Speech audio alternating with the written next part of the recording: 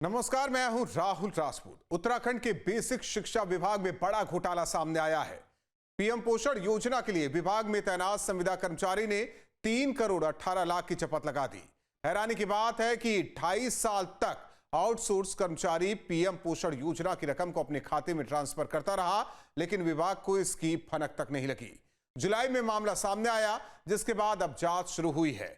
News state की investigation report में देखिए कैसे बीसीए की डिग्री वाली संविदा कर्मचारी ने शिक्षा विभाग को करोड़ों की चपत लगा दी।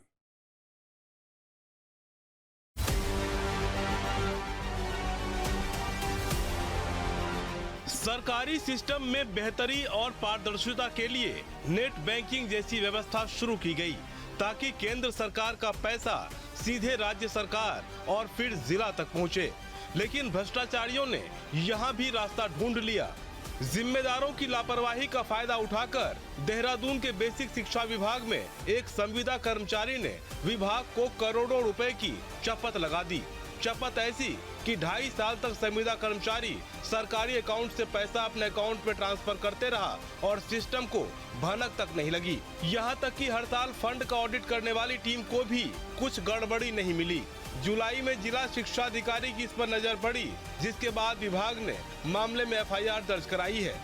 न्यूज स्टेट इन्वेस्टिगेशन में बड़ा खुलासा, एक पासवर्ड की चोरी, करोड़ों की चपत, पर्ची बनाने का काम, घोटाले को दिया अंजाम। 2.5 साल तक फंड ट्रांसफर, ऑडिट टीम भी अनजान, संविदा कर्मचारी का खेल, सरकारी सिस्टम भी फेल। शिक्षा विभाग ने दर्ज कराई एफआईआर, सामने आएंगे गुनहगार।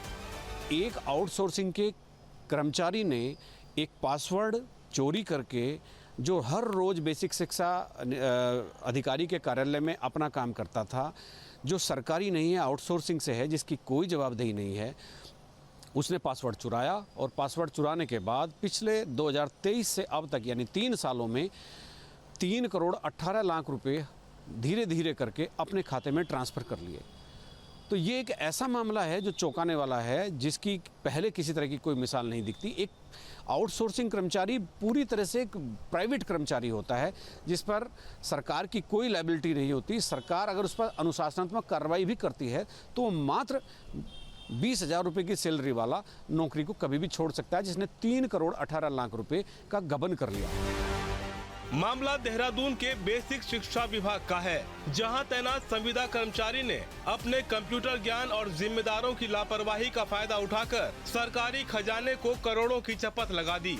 घोटाला कैसे हुआ, ये आपको आगे दिखाएंगे। पहले ये समझ लीजिए कि मामला क्या है। दरअसल पूरा मामला स्कूलों की मिड डे मील या पीएम पोषण योजना से जुड़ा है, जिसमें 90% केंद्र सरकार की जबकि 10% राज्य सरकार की हिस्सेदारी होती है। फंड ट्रांसफर में पारदर्शिता लाने के लिए 2023 में पीएम पोषण योजना के लिए नेट बैंकिंग की शुरुआत की गई। केंद्र की 90% हिस्सेदारी का पैसा सीधे राज्य सरकार के खाते में ट्रांसफर होने लगा। राज्य सरकारों ने पैसा ट्रांसफर करने के लिए सभी जिलों में एसएनए अकाउंट खुलवाए। केंद्र का पैसा सीधे राज्य और फिर जिला शिक्षा विभाग के खाते में भेजा जाने लगा। जिला शिक्षा विभाग स्कूलों के बिल के मुताबिक स्कूलों को फंड ट्रांसफर करने लगा। नियम के मुताबिक छात्रों के अटेंडेंस के मुताबिक ही पैसों का भुगतान किया जाता है। जनपद स्तर पर जो पैसा अकाउंट में बच जाता था, उसी में घोटाले को अंजाम दिया गया। वित्तीय गमन या घोटालों को अंजाम देने का कौन सा रास्ता, कौन सा माध्यम हो सकता है, ये कहा नहीं जा सकता। सब कुछ अनसुलझी पहेली की तरह होता है। टेक्नोलॉजी का बेजा इस्तेमाल कहाँ होता है, किस तरह से होता है, इसके तमाम उदाहरण हमारे देश में घोटालों के रूप में सामने आए हैं। उत्तराखंड में भी मध्याह्न भोजन के लिए जो एक पैसा भारत सरकार से आता है, उसमें किस तरह का गबन एक आउटसोर्सिंग के कर्मचारी ने कर दिया, आप उस जानकर हैरान हो जाएंगे।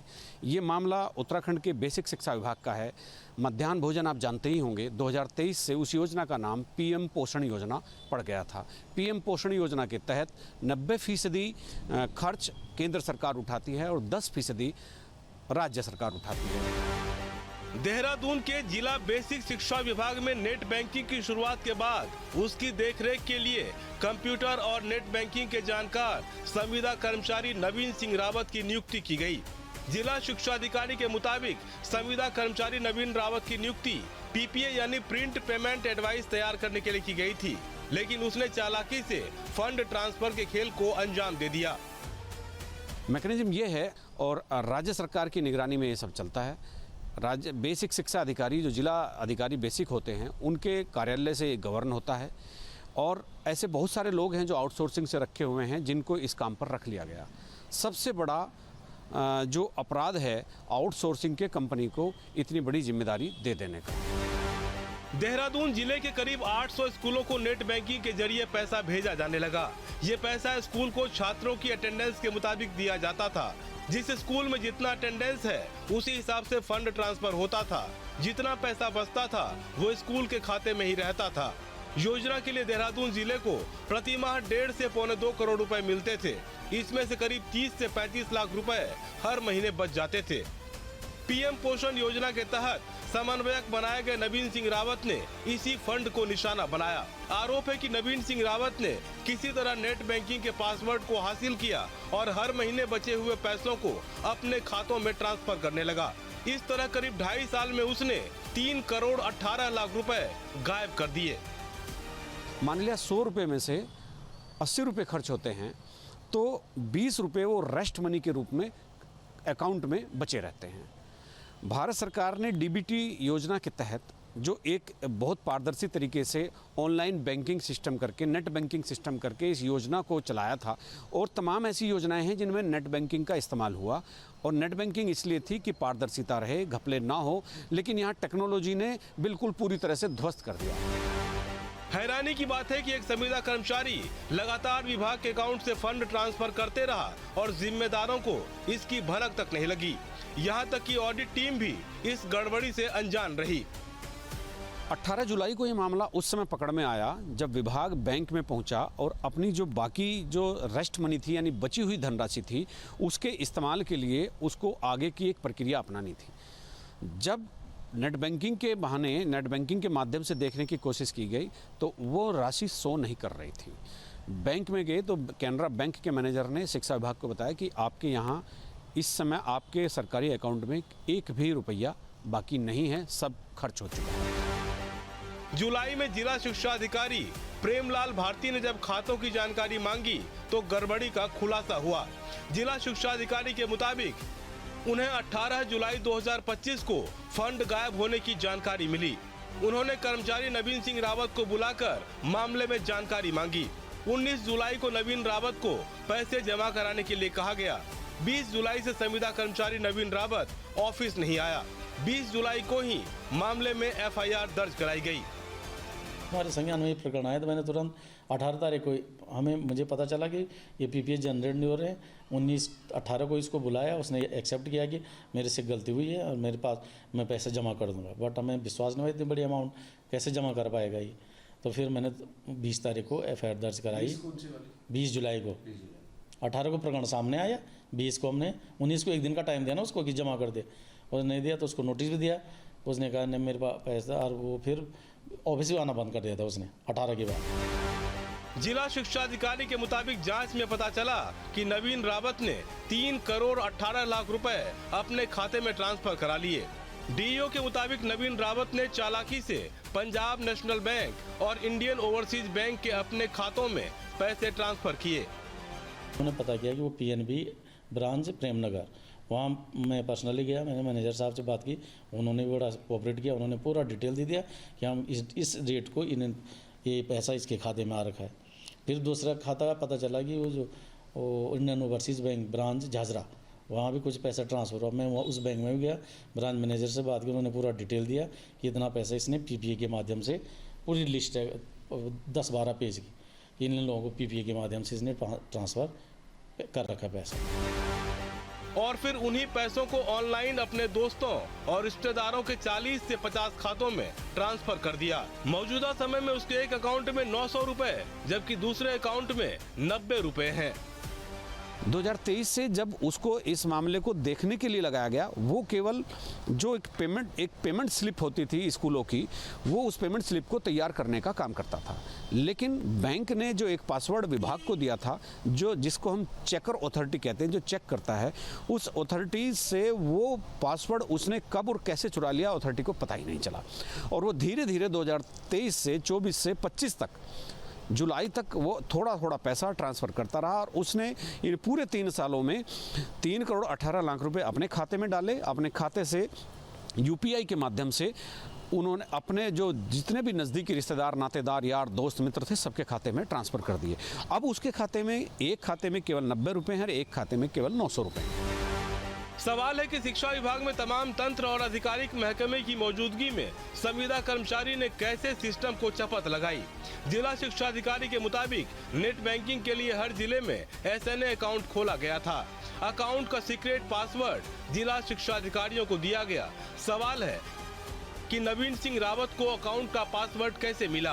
संविदा कर्मचारी ने बैंक का गुप्त पासवर्ड कैसे हासिल किया? क्या उसने पासवर्ड चोरी की या किसी ने उपलब्ध कराया? खातों की जांच करने वाली ऑडिट टीम इसे क्यों नहीं पकड़ सकी? क्या ये सिर्फ एक संविदा कर्मचारी का ही काम है या फंड ट्रांसफर के खेल में और भी किरदार है? तो अब पुलिस विभाग इसमें क्या करेगा, क्या नहीं करेगा, ये तो अलग बात है।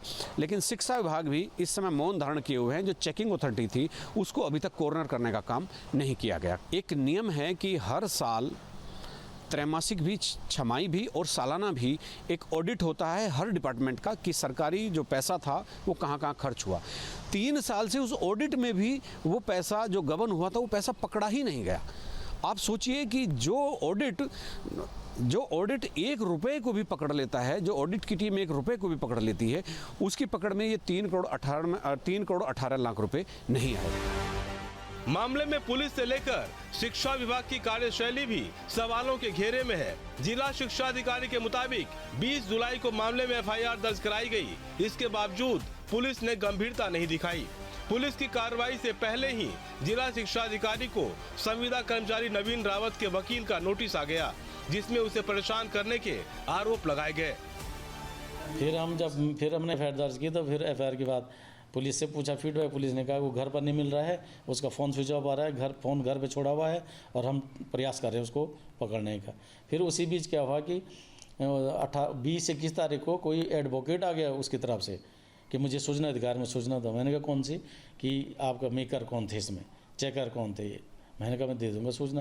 मैंने कहा क्यों चाहिए? कि नहीं हम हाई कोर्ट में जा रहे हैं कि हमारे इसको दोषी बनाया जा रहा है, इसका कोई रोल नहीं।